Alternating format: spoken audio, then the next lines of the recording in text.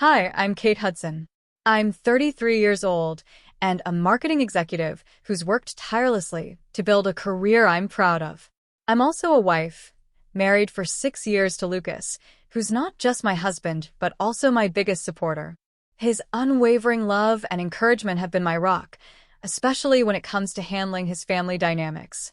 Let me paint you a picture of the family I'm married into. There's Roxanne, my well-meaning mother-in-law, who has an almost obsessive love for family traditions. Then there are Lucas's cousins Felix and Mia, genuinely lovely people who have always made me feel welcome. But there's also Rosalie, Lucas's sister, who's, well, let's just call her complicated. Dealing with her has been a real test of my patience. This brings me to the morning of the family reunion. I was in our bedroom, adjusting a new dress in front of the mirror, my mind wandering back to a very difficult chapter of my life just a few months ago. I had been in a hospital bed, frightened and exhausted, as a doctor explained I'd need emergency surgery for endometriosis. It was a condition I'd silently struggled with for years, one that not only brought excruciating pain but also affected my ability to have children. The surgery was a turning point. While it was necessary and improved my health, it left scars, both on my body and on my heart. I chose to keep it private. It was an intensely personal experience, and frankly, I wasn't ready to deal with the inevitable pity or prying questions from Lucas's family.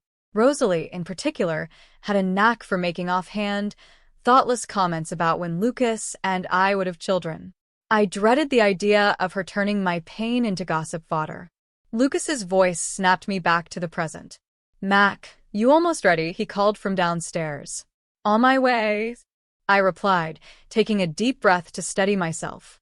As I walked down, Lucas greeted me with a warm smile and pulled me into a hug. "You look beautiful, honey. How are you feeling about today?" he asked gently. I shrugged. As ready as I'll ever be to face Rosalie. He held me tighter, his voice steady and reassuring. "Remember, I've got your back. No one needs to know about the surgery, unless you're ready to share."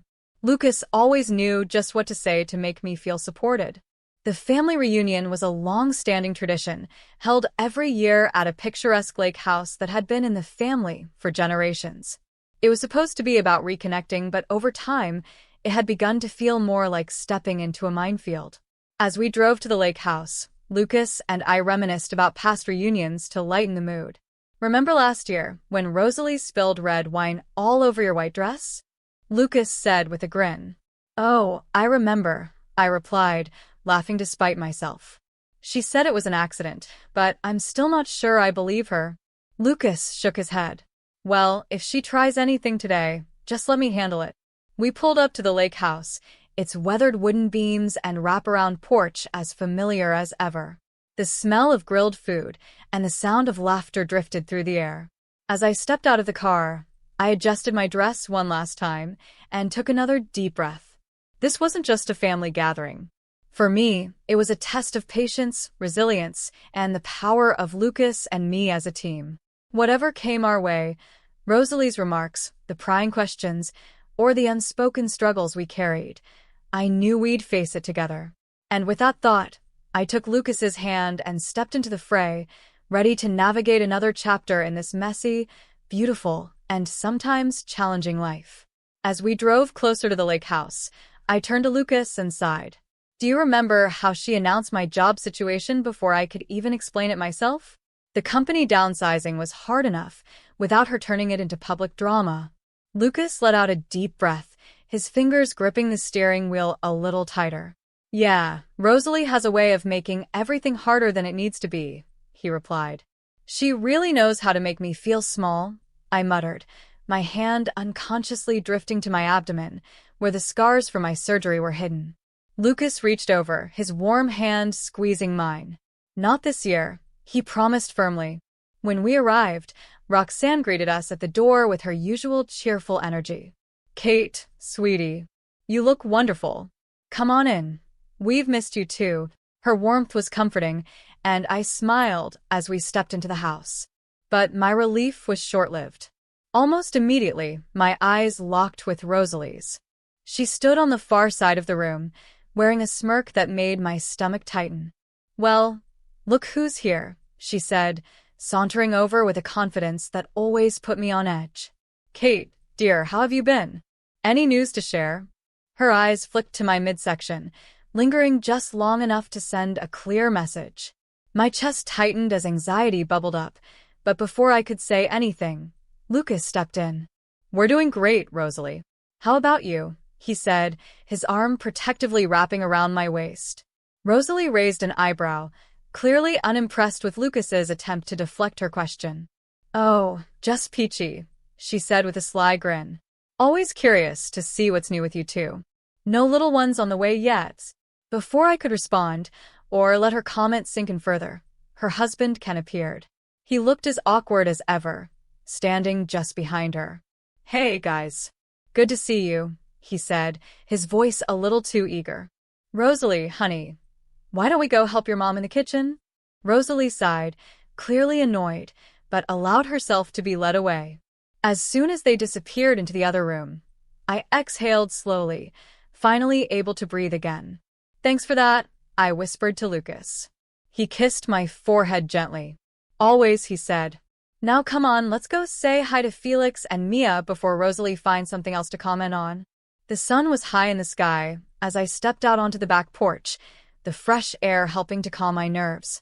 The lake sparkled in the distance, and the sound of laughter filled the air.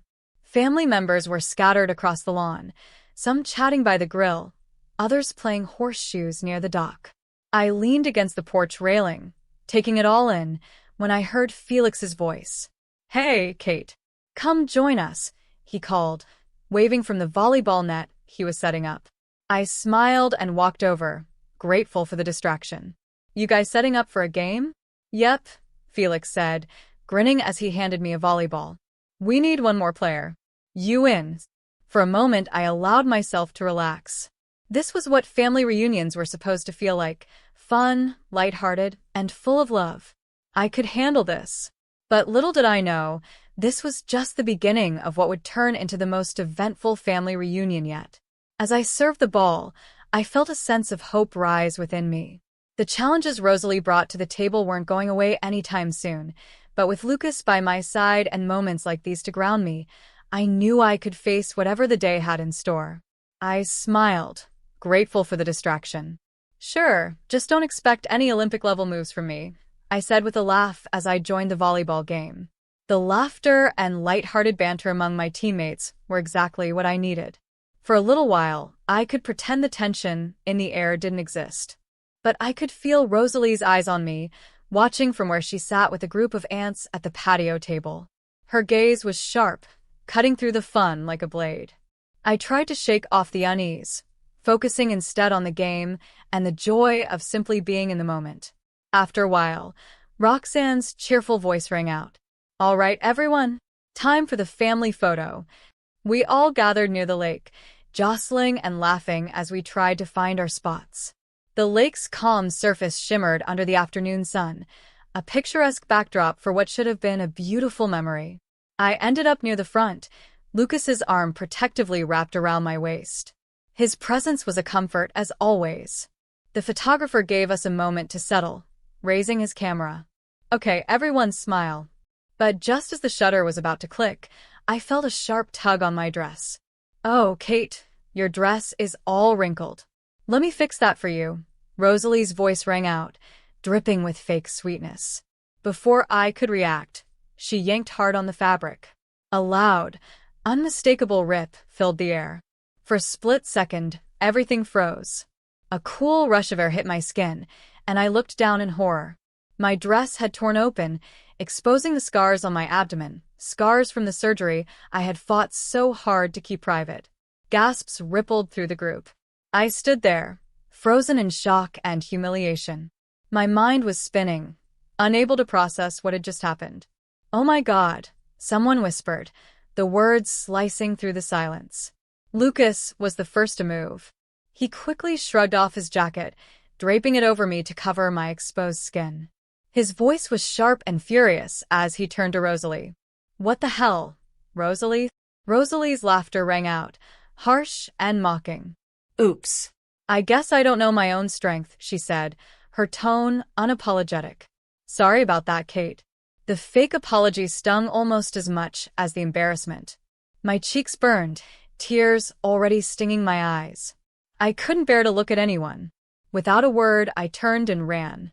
The voices calling after me blurred into the background as I bolted into the house. My legs carried me up the stairs to the nearest bedroom. Once inside, I slammed the door shut and locked it. Sliding down to the floor, I hugged my knees to my chest as sobs racked my body. The humiliation, the pain, the effort it took to keep my struggles private, all of it came crashing down. A few minutes passed before there was a soft knock on the door. "It's me, Lucas," came his gentle voice. "Can I come in?" I hesitated, wiping at my tear-streaked face. Then slowly, I unlocked the door. Lucas slipped inside and immediately wrapped me in his arms, holding me close as I dissolved into tears again. "I'm so sorry, babe," he whispered, his voice thick with emotion. "You didn't deserve that, none of it." I clung to him, my face buried in his chest. "Why does she hate me so much?" I choked out. "Why would she do this?" Lucas held me tighter. "I don't know, but this isn't on you. She's the one who's cruel, Kate. Not you. You're the strongest person I know, and I won't let her hurt you like this again." For a while, we sat there in silence, his arms around me, a shield against the world. Slowly, the tears began to subside, and I found comfort in his presence. "I don't want to go back out there," I admitted softly. "You don't have to," Lucas said. "We can leave right now if you want. Or we can stay, and I'll handle everything. Whatever you need, I'm here." His words were steady, giving me the strength I didn't know I still had.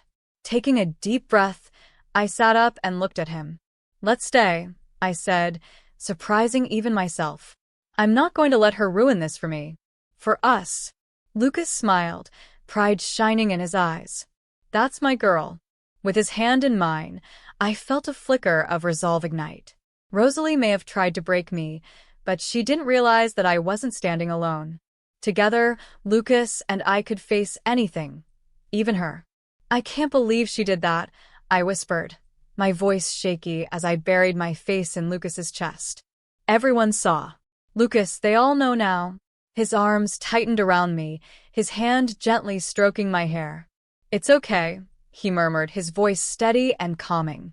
"You have nothing to be ashamed of, Kate. Not a thing." We stayed like that for what felt like forever, his quiet strength grounding me as I tried to piece myself back together. But then, muffled voices broke through the silence. "Rosalie, how could you do such a thing?" Roxanne's voice was thick with disappointment. "Oh, come on, Mom," Rosalie shot back, her tone defensive and dismissive. "It was just a joke. How was I supposed to know she was hiding some big secret under there? Maybe if she wasn't so uptight all the time." I felt Lucas tense beside me, his jaw tightening in anger. "I should go out there," he said, his voice low and filled with frustration. I grabbed his arm. "No, don't. It'll only make things worse," I pleaded, my heart racing at the thought of an even bigger scene. He sighed, pulling me closer. "You're right. But we can't let her get away with this." His words sparked something deep within me, a new determination I hadn't felt before. I pulled away slightly and met his eyes. "I'm done," I said, my voice steady despite the turmoil inside me. "I'm done letting her walk all over me. This ends now."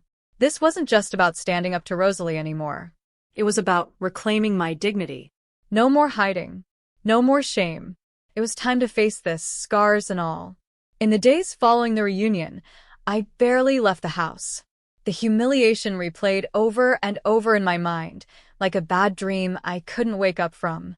Every time I closed my eyes, I saw Rosalie's smug smirk and heard the gasps from the crowd. Lucas did his best to comfort me, but even his love and reassurances couldn't quiet the storm raging inside me. Finally, one afternoon, I picked up the phone and called my best friend, Leah. "I can't take it anymore," I said, my voice cracking as tears welled up again. "Oh, honey," Leah said, her voice filled with concern. "I'm coming over right now." Within an hour, she was at my door. As soon as I let her in, I collapsed into her arms, all the emotions I'd been holding and pouring out. Once we were settled on the couch, I told her everything, years of pent-up frustration about Rosalie's bullying and manipulation. "She's always putting me down," I explained, my voice trembling, "making me feel small, like I don't belong." But this was a new low.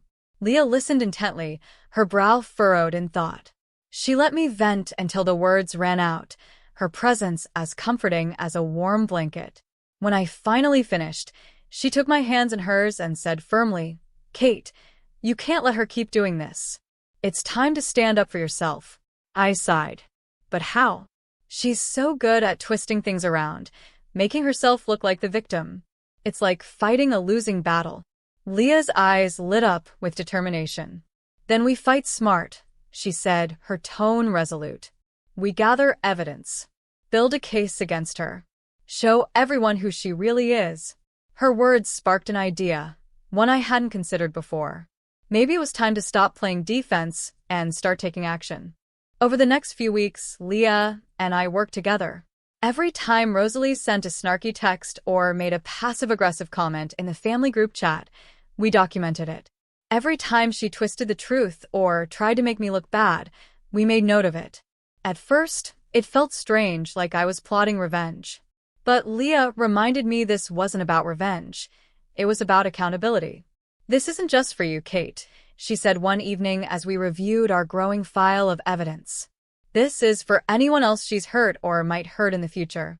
People like Rosalie thrive because no one ever calls them out." Her words gave me strength. Slowly, I began to feel like I was taking back control, not just from Rosalie, but from the fear and shame that had held me captive for so long. By the time the next family gathering rolled around, I felt ready. I didn't know what the outcome would be, but I knew one thing for sure. I wasn't going to let Rosalie or anyone else define me anymore. The day of the gathering, I walked into the room with my head held high. My scars, both physical and emotional, were still there, but they no longer felt like weaknesses. They were proof of my strength, my resilience, and my ability to rise above the pain. When Rosalie tried her usual tricks, making a cutting remark about my outfit, I calmly called her out, using the evidence Leah and I had gathered to back me up. For the first time, she didn't have a clever comeback. For the first time, the spotlight wasn't on me, it was on her. And for the first time, I felt truly free. As Leah and I brainstormed our next steps, my phone buzzed on the coffee table. A text lit up the screen. It was from Ken, Rosalie's husband. I hesitated, unsure of what to make of his message. Curious but cautious, I agreed to meet him at a local cafe later that day. When I arrived, Ken was already seated in a corner booth, his fingers nervously drumming the table. He looked up, his expression a mix of guilt and unease. "Kate," he began, his voice low, "I'm so sorry about what happened at the reunion. But there's more you need to know about Rosalie." I leaned forward, my stomach twisting in anticipation. Over the next hour, Ken revealed a troubling side of Rosalie's behavior, patterns I hadn't fully understood until now. He shared stories of her manipulation, not just toward me but toward him and their children. He spoke about her strange obsession with money and hinted that something wasn't right at her workplace. "I think she might be doing something illegal at work," he whispered, glancing over his shoulder nervously. "But I don't have proof yet." By the time we parted ways, I felt a new sense of clarity. Rosalie's cruelty wasn't just a personal vendetta against me, it was a pattern of toxicity that spread through every part of her life. Armed with this new information, I threw myself into investigation mode. If Ken's suspicions were right, there was more at stake than my own feelings. This was about protecting everyone Rosalie had hurt. I began by reaching out to Rosalie's former colleagues, carefully piecing together her history at work. What I found was shocking: reports of inappropriate behavior, conflicts with coworkers, and unexplained financial discrepancies. Next, I combed through her social media accounts, finding subtle signs of emotional manipulation in her posts about her children. They weren't overt, but once I knew what to look for, the patterns were unmistakable. But the real turning point came when I started talking to other family members. One afternoon, Felix pulled me aside at a coffee shop, his expression troubled. Kate, he began, hesitating. I don't know if I should tell you this, but what is it? I urged, bracing myself. He sighed, then continued, Rosalie's been spreading nasty rumors about you and Lucas. About why you don't have kids yet. My heart sank. What kind of rumors? I asked, my voice barely above a whisper. Felix hesitated again, but when he finally told me, the words hit like a punch to the gut. Rosalie had twisted our struggles with fertility into a cruel narrative, painting me as someone selfish and career-obsessed, uninterested in starting a family. And that, as it turned out, was just the tip of the iceberg. The deeper I dug, the more I uncovered.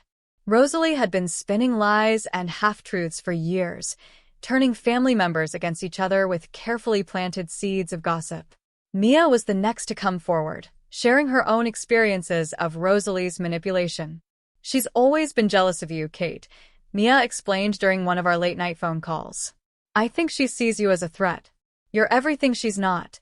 Successful, confident, loved. It eats at her. Her words sent a chill down my spine.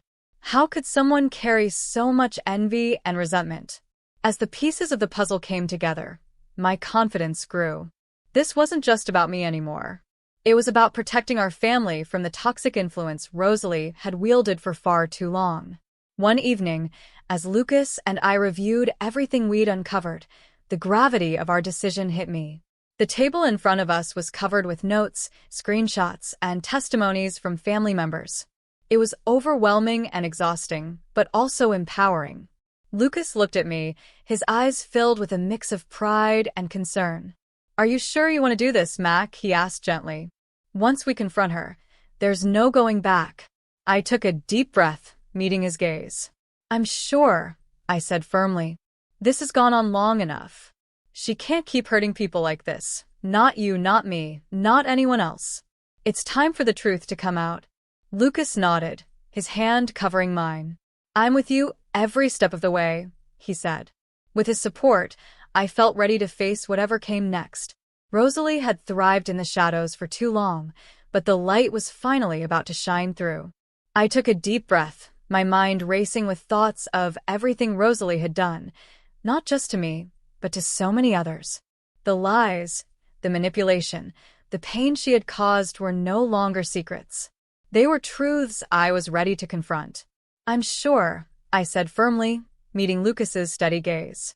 It's time to end this once and for all. As we finalized our plan, a strange mix of anticipation and dread washed over me. The next family gathering wasn't just another event. It was the moment we had been building toward. This would be the showdown.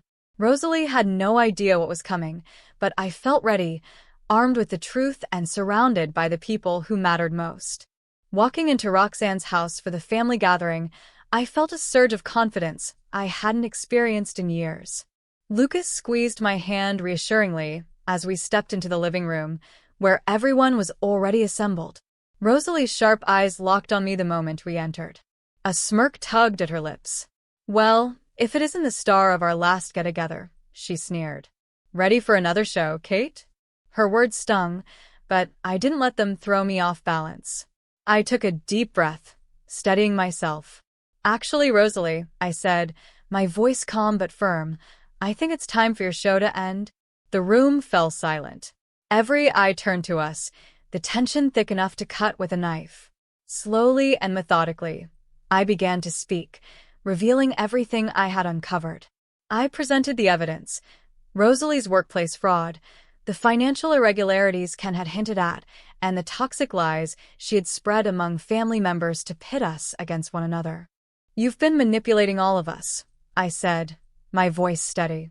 Spreading lies, turning us against each other. For what? Your own amusement? Your own gain? The weight of my words hung in the air as the family sat in stunned silence. I could see the disbelief in their faces, the slow realization of just how deeply Rosalie had woven her web of deceit. Roxanne's hand flew to her mouth, her eyes filling with tears. Oh my God, she whispered, her voice trembling. How did I not see this? Ken stood up next, his face pale and resolute. I can't do this anymore, Rosalie, he said, his voice breaking. I've tried to protect our kids from this chaos, but it's too much. I'm leaving you, and I'm going to seek full custody of the children." Rosalie's carefully constructed image shattered before our eyes. Her usual sharp was nowhere to be found as she sputtered, struggling to defend herself. But the evidence was overwhelming, and the family's support for her was gone. Roxanne approached me after the confrontation, her hands trembling as she clasped mine. "Kate," she said softly, her voice thick with emotion, "I'm so sorry. I should have seen this sooner. Thank you for being brave enough to speak up." In the days that followed, the consequences of Rosalie's actions snowballed. Her company launched an internal investigation, fueled by the evidence Ken and I had provided, and it wasn't long before she was terminated. Rumors swirled of potential legal repercussions, but I stayed out of that part. My focus wasn't on revenge, it was on moving forward. The family rallied around me, finally seeing Rosalie for who she truly was. Felix and Mia opened up, sharing stories of their own struggles with Rosalie's manipulation. It was as if a weight had been lifted from all of us. For the first time in years, our family felt united. And for the first time in my life, I felt free. Months later, I stood in my office, gazing out at the city skyline. The hustle and bustle of downtown life felt like a reflection of my own world, thriving, busy, and full of possibility. My career was flourishing, but more importantly, I was flourishing. Lucas and I had started talking seriously about adoption. The thought of growing our family no longer filled me with dread or anxiety. Rosalie's judgment, which had once loomed over every decision I made, no longer held any power over me. I thought about Rosalie now, jobless, divorced, and estranged from most of the family. While I didn't take joy in her misfortune, I couldn't deny the sense of relief I felt knowing she could no longer hurt us. She had built her life on lies and manipulation, and now she was facing the consequences of her choices. As I reflected on the journey that had brought me to this point, I felt a deep sense of pride. The scars on my body, once a source of shame, were now a reminder of my resilience. They told a story of strength, growth, and survival. With a small smile, I turned back to my desk. My life wasn't perfect, but it was mine. And for the first time, I felt like I was living it on my own terms, free from the shadows of the past. I turned back to my desk, ready to handle whatever challenges came my way. I wasn't hiding anymore or making myself small. I was standing tall, scars and all, finally free to be my true self. Have you ever had to confront a toxic family member? How did it change your relationships? Share your story in the comments. If you enjoyed this story about standing up to manipulation, don't forget to like and subscribe for more inspiring content.